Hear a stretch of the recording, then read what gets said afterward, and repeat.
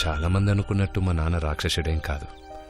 ఆయన నమ్మిన దానికోసం, నమ్మిన వాళ్ళ కోసం కొంచెం కఠినంగా ప్రవర్తిస్తాడు, అంతే. ఆయన దృష్టిలో తప్పప్పులు నిర్ణయించేది పైనున్న దేవుడు కాదు, మన చట్టాలు కాదు, కేవలం నిజాయితీ గల మనిషి మనస్సాక్షి మాత్రమే. అందుకే ఆయన మన చట్టాలు వినరు, ఆయన మనసు చెప్పిందే వింటారు. అది గిట్టని వాళ్ళు ఆయన గురించి రాద్ధాంతం చేస్తుంటారు.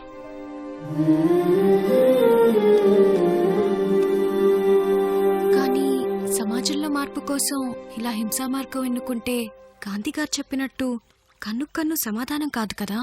మా నాన్నగారు కూడా అదే నమ్ముతారు. కన్నుకి కన్ను సమాధానం కాదు, కన్నుకి రెండు కళ్ళు అని. అంటే శత్రువు ఒక కన్ను తీసేస్తే మన రెండు కళ్ళు తీసేయాలని. కానీ కృష్ణ, వీళ్ళిద్దరు చెప్పిన దాంట్లో ఆఖరికి జరిగేది మంచిగా.